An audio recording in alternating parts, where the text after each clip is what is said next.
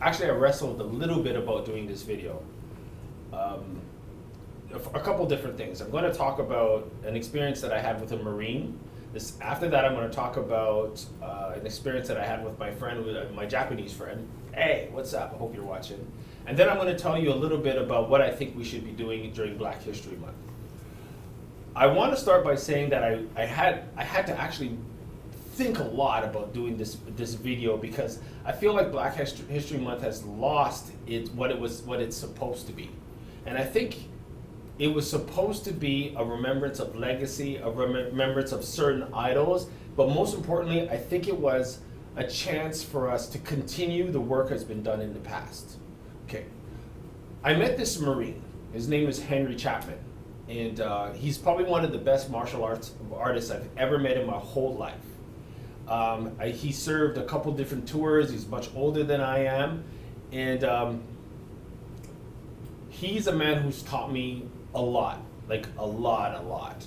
And I had so many questions about how a person thinks while they're in war, or how a person thinks when they're under like extreme duress, like a situation where someone can kill you at any given time. But most importantly, being in this situation under orders.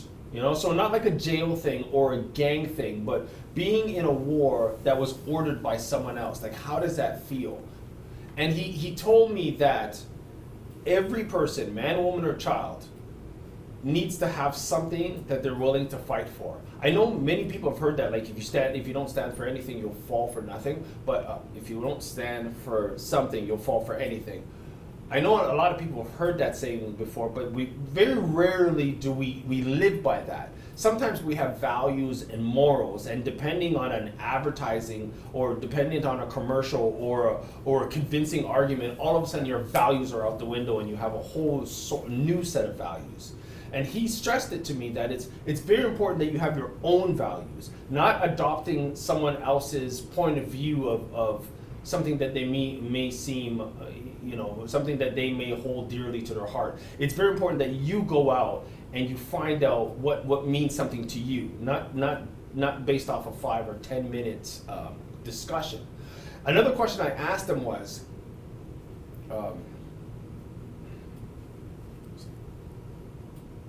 I asked him so many different questions. I'm not sure. I don't want to make this video too long, but one of the questions I asked him was, what is the most important thing a person needs to know when they're in battle? And this is the part that I really wanted to share with you. He said to me, the most important thing to know in battle is to know where you are.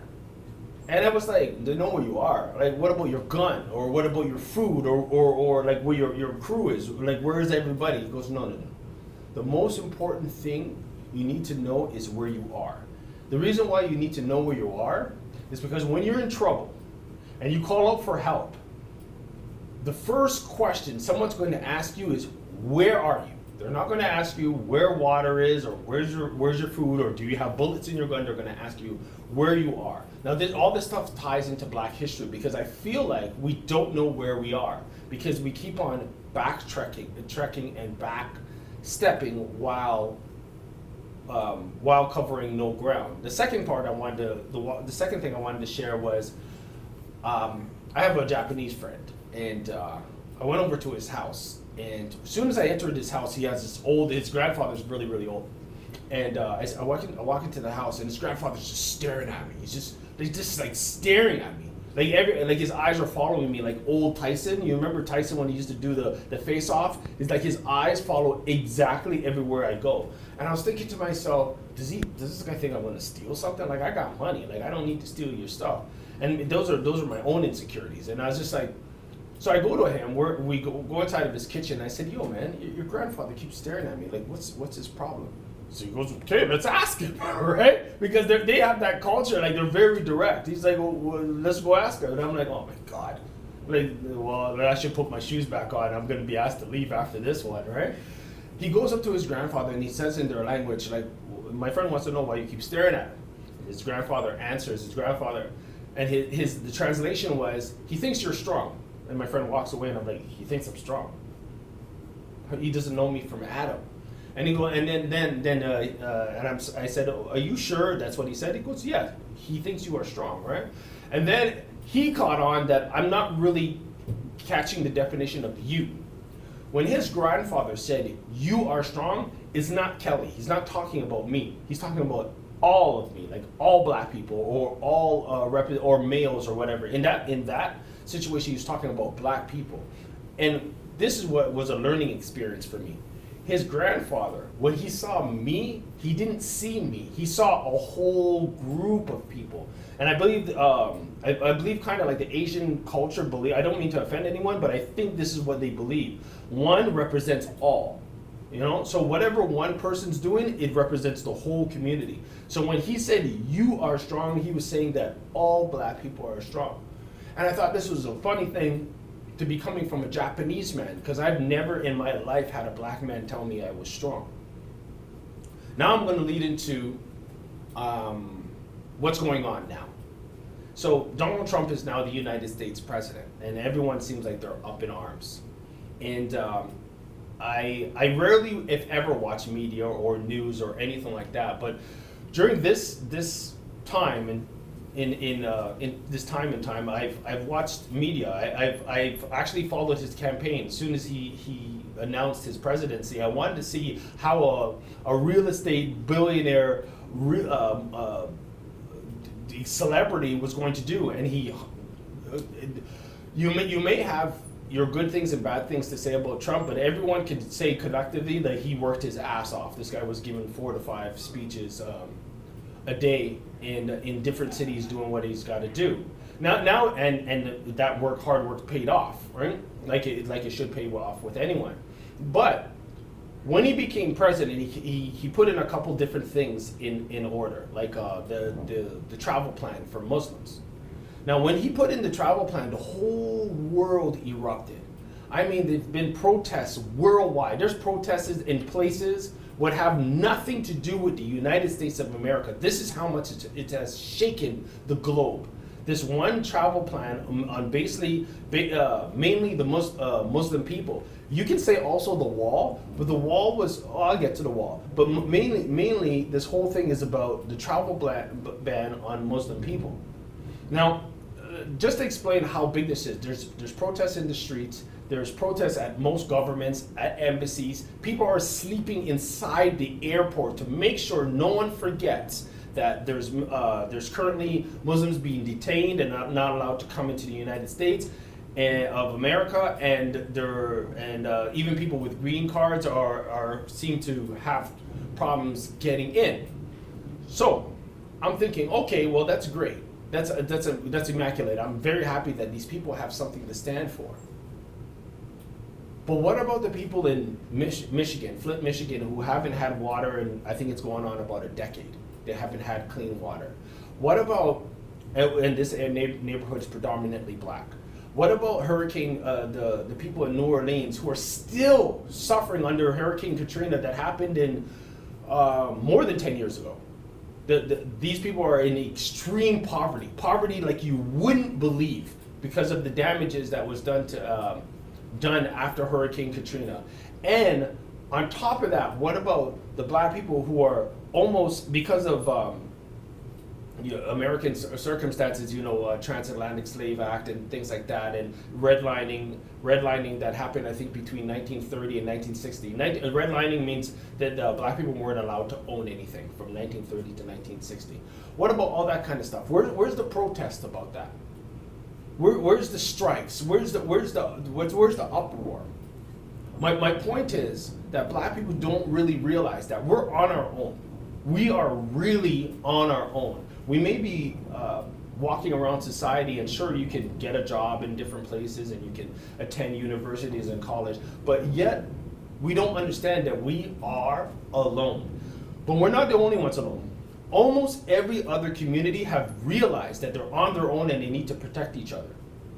There's a Chinatown, there's a Koreatown, there's a Russian town, there's a Polish town, there's a Portuguese town. I'm from Toronto, Ontario, so I'm naming off the parts of the city that that are recognized by the city, like the Italian Dufferin and St. Clair, Chinatown, Koreatown, Russian town, a Portuguese town, Polish town, This is off the top of my head. Almost right now we're in a predominantly strong Chinese town. Right now, where I am right now.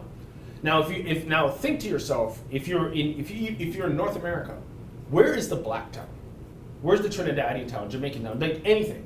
And I know you might say, oh, there's Jamaica Ave in New York, which is probably one of the most violent blocks in that vicinity, and the businesses there are owned by Jews, but black people work there.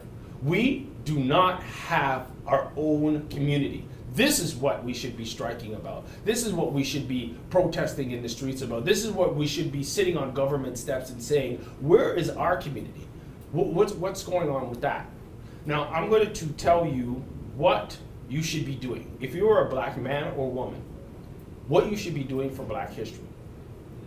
You turn to your friend beside you and you decide that you're going to make a couple objectives. The first objective is that you're yourself. You don't need a government representation. You don't need a senator. You just need yourself or maybe your friend, and decide that you're going to do something with your life other than get a job. You're going to build some sort of business, and once you build that business, you're going to hire black. See, one of the most popular things I hear is people saying that you gotta buy from your culture, you gotta buy black, or if you're Chinese, you gotta buy Chinese. If I was to decide right now to buy black, it would be impossible. Not hard, not difficult, impossible. There is no store I can go to where I am assured that the chain is black, like the owner's black, the distributor's black, the supplier is black. There's nothing. Eventually my money will go back to someone else's community. This is very important for us to get our economic base back. Now, don't you find it funny, in 1909, we had 19 African American banks.